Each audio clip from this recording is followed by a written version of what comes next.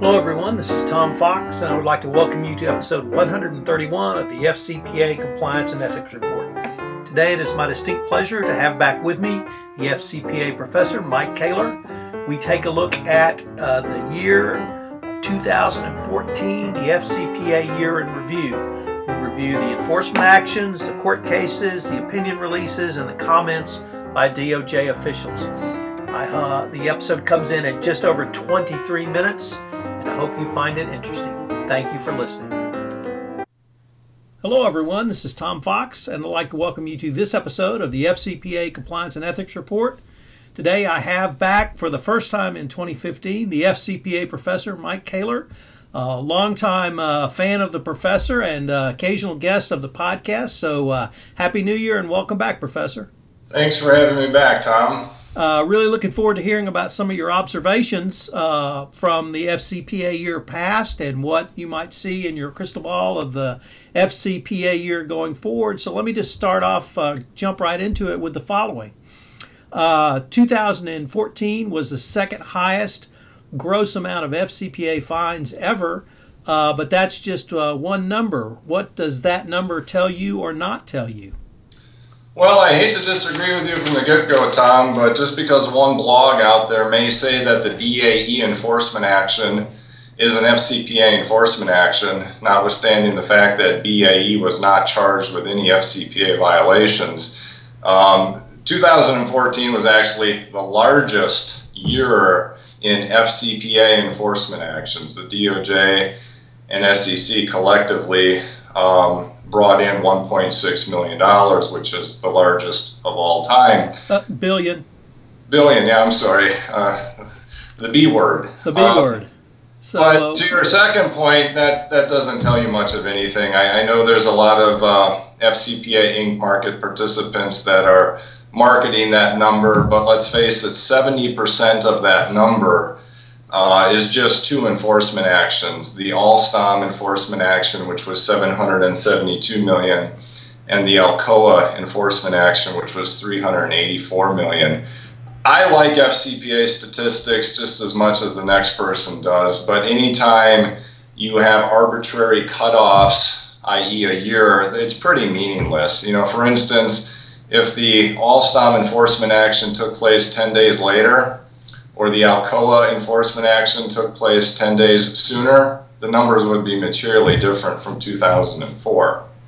Well, I think the most accurate way to view FCPA enforcement statistics is by looking at the number of unique instances that give rise to FCPA enforcement actions. So in 2014, using the core approach, an approach that even the Department of Justice endorses, to tracking FCPA enforcement statistics, there were 10 enforcement actions. And this was the second lowest number in the last 7 years.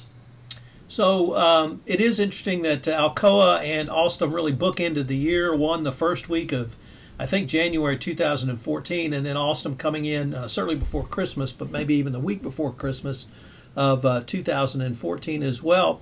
Do these Alstom was the largest DOJ criminal fine, as I recall. But do these large numbers give you any insight or tell us anything about FCPA enforcement going forward, or are they just anomalies that happen to fall the first week and the next to the third week of the year? Well, the Alstom action needed to be resolved so that Alstom's acquisition by General Electric could go forward. That's well known.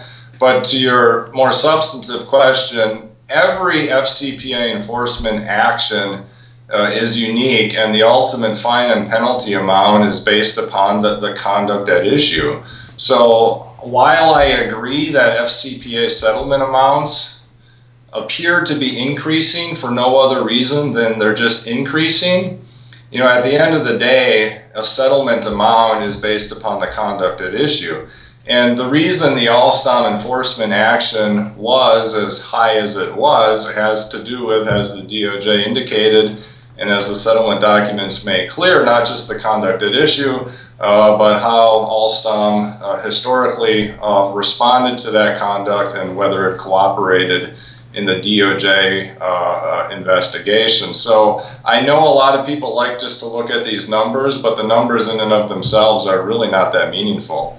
And let's not forget, FCPA enforcement in 2014 saw a number of what I'll call, garden variety, sort of nuts and bolts enforcement actions. So while Alstom and Alcoa were big cases, you had some very small cases, as well. Bruker Corporation, a travel and entertainment case. There were several travel and entertainment cases from 2014. So you saw the big, and then you saw the small as well. It's really across a broad spectrum, and I think that is a more meaningful way to look at enforcement from 2014 than just the aggregate numbers. We both blog. We try to blog certainly, if not every day, a large number of days, but we both come at it from a different perspective. I come at it, I try to get some lessons learned from the compliance practitioner, and although you do provide that, really your focus is the law. Is there anything, any trends you saw from 2014 about the law that either intrigued you, scared you, elated you, or in any other way moved you? Well, there were a number of instances from 2014 that I think should cause people to take notice. For instance, the SEC resolved approximately 85% of its enforcement actions in 2014 in the FCPA context through its administrative route. I think that's a very troubling trend to anyone who values transparency and independence and having a division of responsibility between judge, jury, and prosecutor. But that was certainly a notable development that we started to see bubbling, if you will, in 2013 that clearly manifested itself in 2014. And, the end result of that is while there was very little judicial scrutiny of FCPA enforcement to begin with, given the SEC's more frequent use and its commitment to continue to use this resolution route, there's virtually no judicial scrutiny of SEC enforcement.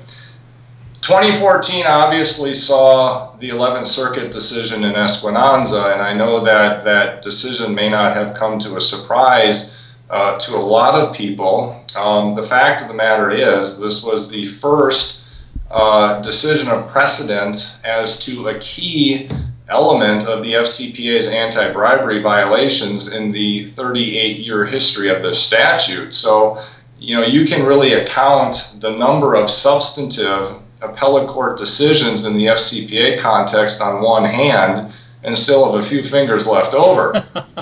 So almost by definition, from the law standpoint, the Esquinanza decision out of the 11th Circuit in May has to really be the top law item of the year. What about the two opinion releases? Anything in either 1401 or 1402 that intrigued you from the FCPA professor legal perspective? Well, again, DOJ opinion procedure releases are not law, but it's a form of guidance as to the DOJ's view of the statute. And just to remind viewers what these opinion releases were, the most recent one concerned a merger issue. And from my perspective, much of what has been written about FCPA risk and M&A transactions has been getting a fundamental point wrong. And that is just because a company subject to the FCPA acquires another company that prior to the acquisition was not subject to the FCPA, that acquisition in and of itself does not create FCPA liability where none existed pre-acquisition. The DOJ, to its credit, recognized that basic fundamental principle, and that's sort of the takeaway point from that opinion procedure release. It's really unobjectionable from my opinion. Now, I'm not saying there's no FCPA risk in M&A transactions, clearly post-acquisition, there's a lot of risk because now that entity that may have been violating the FCPA is now part of the acquiring company's hierarchy. But that was one of the opinion procedure releases.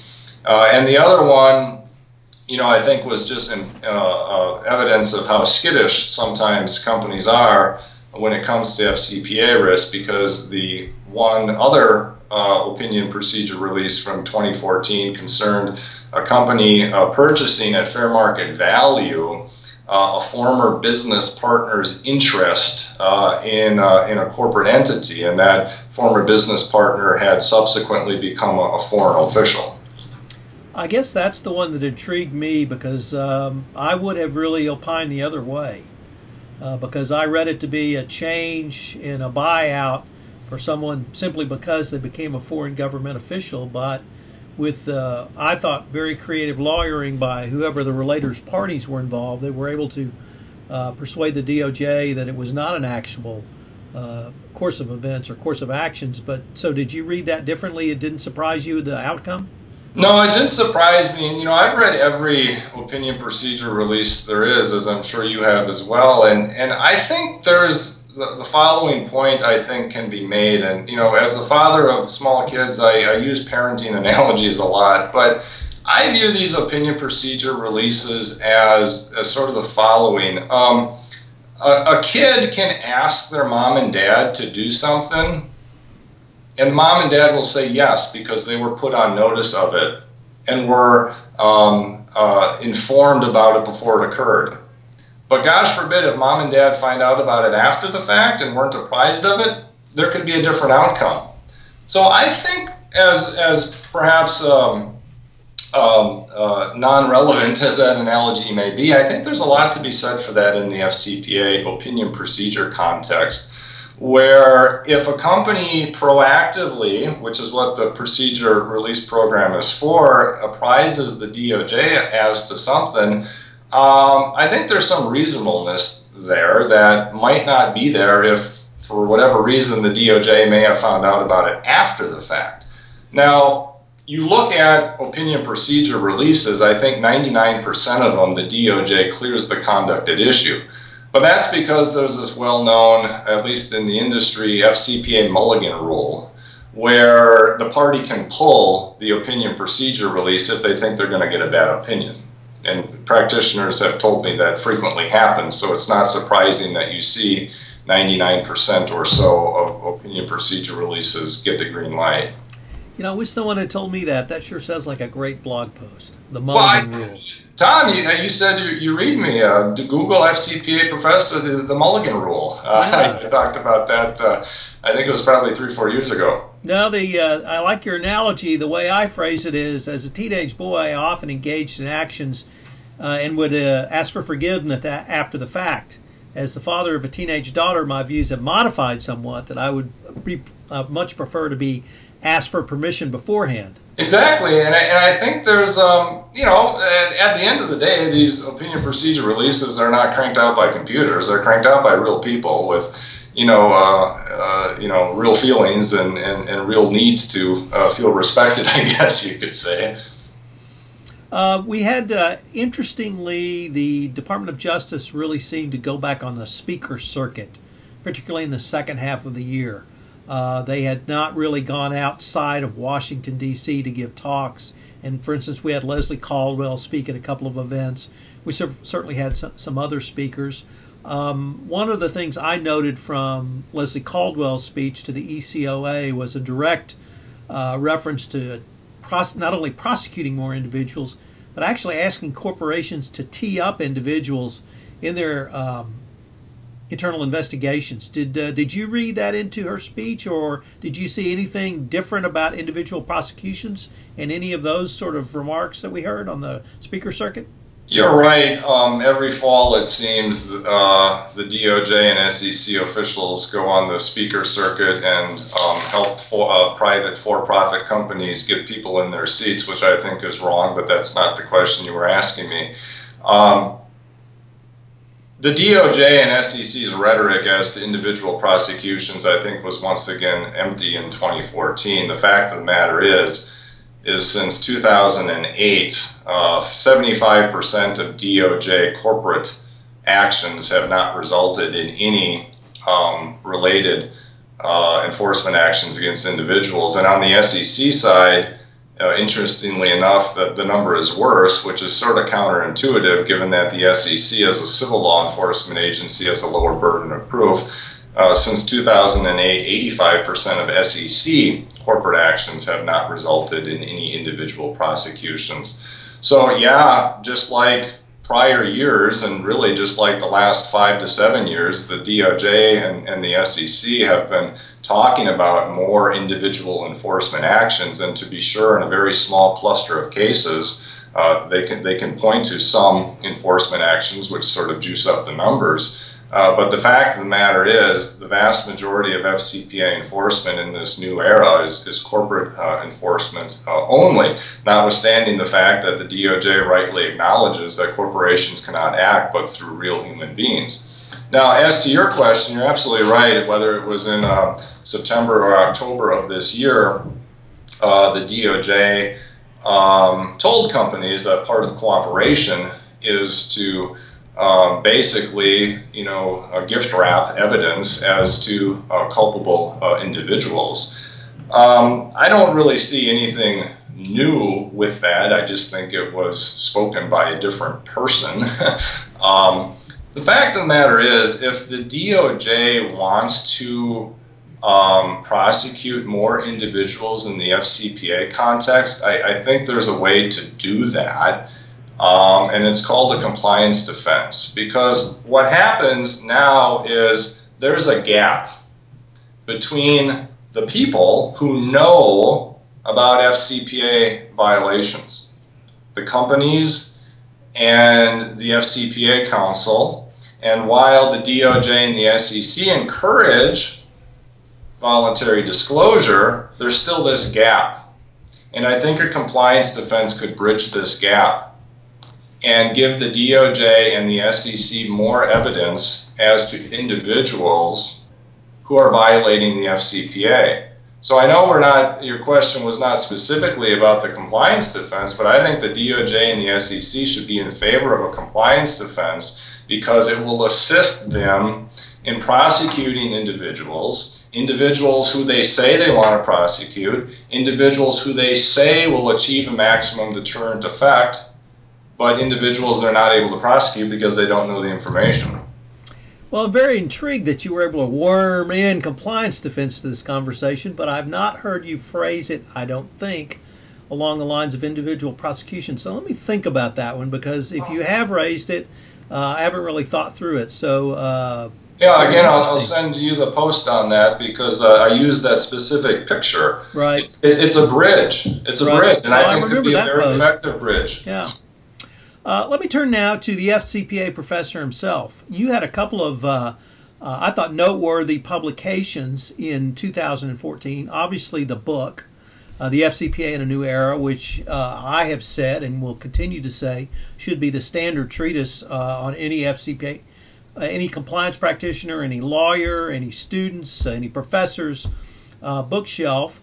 You continued your scholarly publications, and you also continued your FCPA Institute. And let me start with the book. Can you tell us what the reaction has been, either anecdotally or, if you've got any raw numbers you can talk about? Do you find that practitioners are coming to you with questions or issues you've raised in the book? I certainly found it to be a wonderful resource. Well, first of all, I thank you for that. And a lot of this is anecdotal. As to numbers, I can't yet retire from the royalties. But anecdotally, the reception to the book has been great. It's written for a broad audience. I think everyone from an in-house counsel to an FCPA lawyer in private practice to a compliance officer to professors, students, and policymakers would find value in it. I think it talks about the FCPA in a more comprehensive, holistic way than it's often talked about. If it's any indication, I gave a book talk in Washington, D.C. in October, and the room was full. I think people want to hear candid and perhaps new ways of talking about the FCPA, since it appears to me in many cases that a lot of people are singing from the same sheet of music. Thanks as well for mentioning my FCPA Institute. This is something I've launched in last summer. I now have 2 institutes under my belt.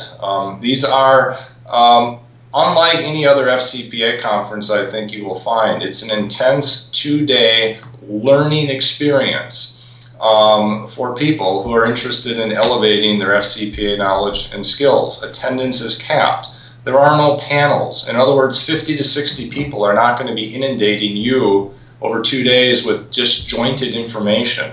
It's integrated, it's cohesive, there's issue spotting videos, there's skills exercises, and the next FCPA Institute is coming to a town near you, Tom, and that's in Houston on May 4th through the 5th of this spring. Well, we're definitely looking forward to that in Houston, and we're going to have to get out some more information about that to my viewers and listeners and yours as well. Unfortunately, we're at the end, or nearly at the end, of our time for this episode. But I wanted to ask, do you have any articles in the pipeline that may be coming out in the first half of 2015? Yeah, I mean, each year I do a year in review article, and I publish that sort of the traditional law professor route, just given how that works for me. So that article will be coming out.